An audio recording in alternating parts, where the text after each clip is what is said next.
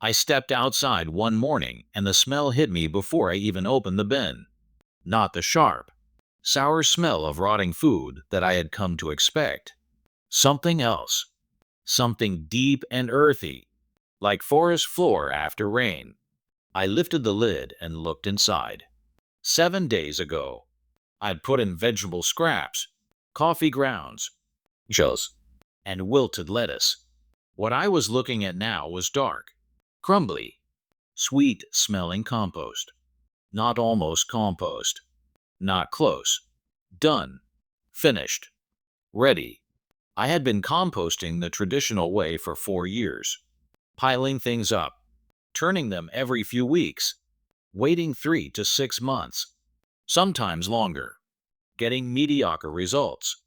Brown, stringy material that still had recognizable chunks in it. Material that worked okay in the garden but never looked like what I saw in the bags at the garden center. That rich, black, almost chocolatey soil amendment that plants go absolutely crazy for. I figured the bagged stuff was just processed differently. I figured there was some industrial secret I didn't have access to. There was a secret, but it wasn't industrial. It was much older than that. In the 1940s, a Japanese microbiologist named Teruo Higa was studying soil organisms. He wasn't trying to invent a product.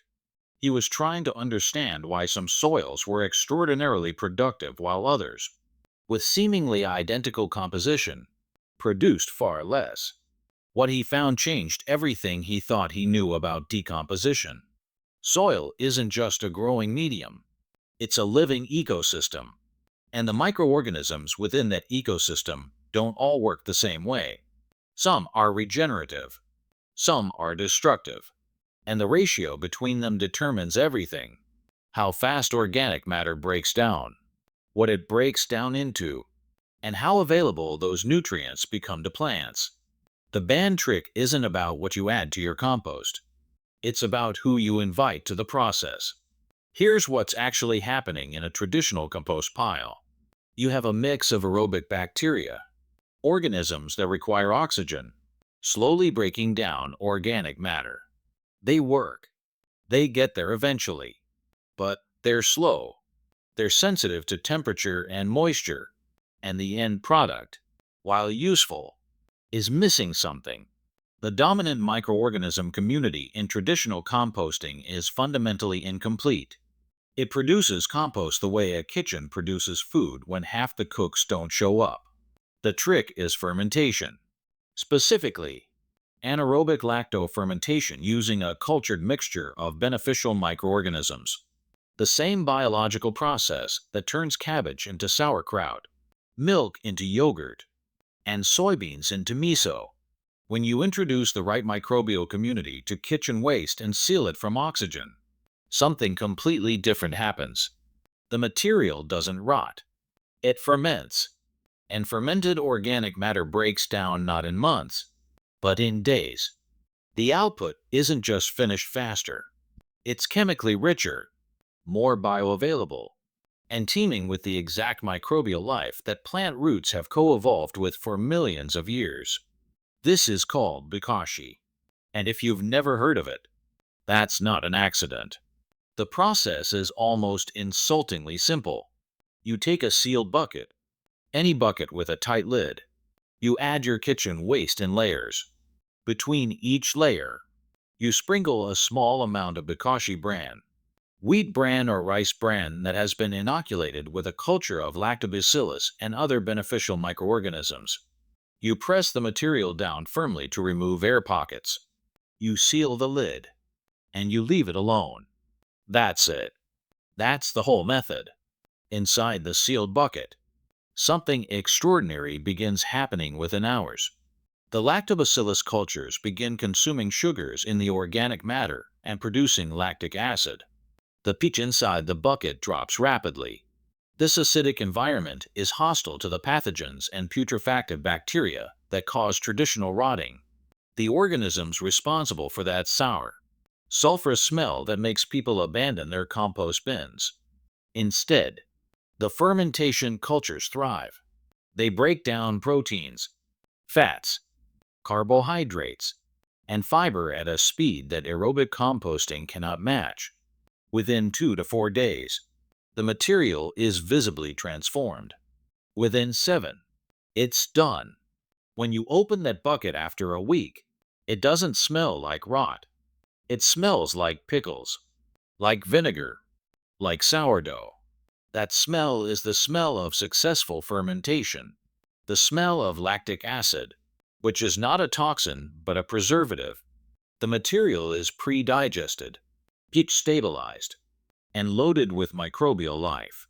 You bury it in the garden about 15 centimeters deep, cover it with soil, and within 2 weeks the microorganisms in the ground finish the process.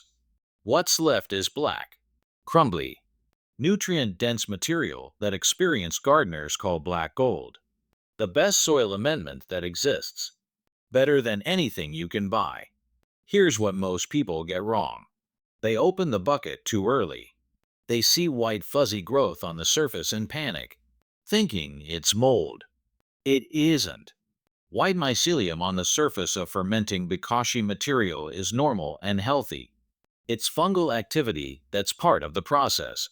Gray or black mold with a foul, putrid smell means something went wrong, usually because air got in or the wrong materials were added.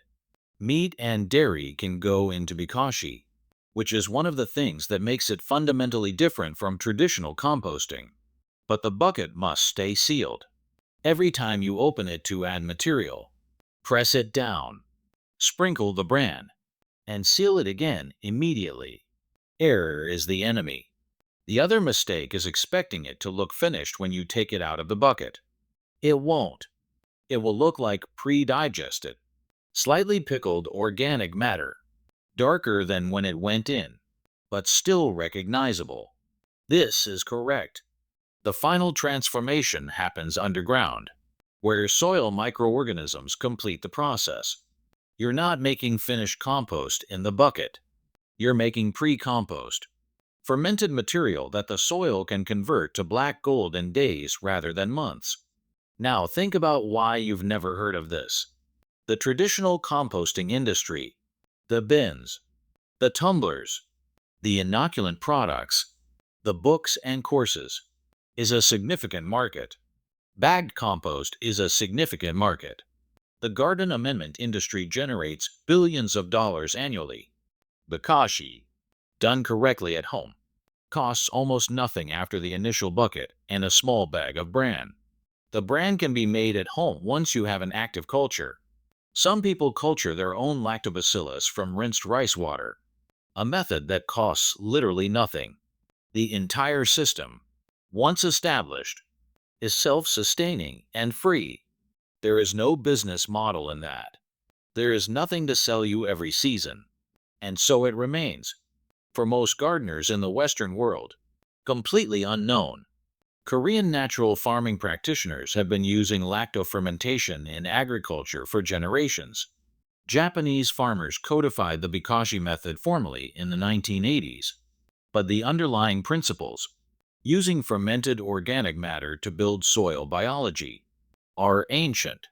Evidence of fermented soil amendments has been found in pre-Columbian agricultural sites in South America. The terra preta soils of the Amazon, famously fertile dark earth that has maintained its productivity for thousands of years, are now believed by some researchers to have involved microbial inoculation processes not entirely unlike fermentation-based composting. The knowledge exists across cultures, across centuries. It was simply never profitable to mainstream it. Think about your kitchen right now. The vegetable peels from last night's dinner, the coffee grounds from this morning, the eggshells, the wilted herbs, the fruit scraps. Every single one of those things is, right now, either going into a trash bag headed for a landfill or into a traditional compost pile where it will sit for months. Every single one of them could be inside a sealed bucket, being transformed by a community of microorganisms into something your garden would pay any price for, ready in 7 days. The soil beneath a garden fed consistently with Bikashi pre-compost changes over time in ways that synthetic fertilizer cannot replicate. The microbial diversity increases. The fungal networks that connect plant roots, the underground communication and nutrient sharing systems that scientists have only recently begun to fully understand, become more robust. Plants grown in this kind of soil show better disease resistance, better drought tolerance, more consistent yields, and richer flavor. This isn't anecdote. This is measurable. The difference between living soil and depleted soil is visible in the plants growing from it. And fermentation-based composting is one of the fastest ways to move from one to the other. I've been doing this for 2 years. I haven't bought a bag of compost or fertilizer in that time. My kitchen waste goes into the bucket. The bucket goes into the garden. The garden feeds my family. The cycle is closed. And every time I open that bin after 7 days and smell that sharp, fermented, unmistakably alive smell, I think about the 4 years I spent waiting 6 months for mediocre results from a pile in the corner of the yard. I think about what I didn't know. And I wonder what else I don't know yet. If you've been composting the slow way and getting frustrated, or if you gave up on composting entirely because it felt like too much work for too little result, try this. 1 bucket. 1 bag of bran. 7 days. The soil doesn't need more time. It needs the right microorganisms. That's what they never taught you. And now you know.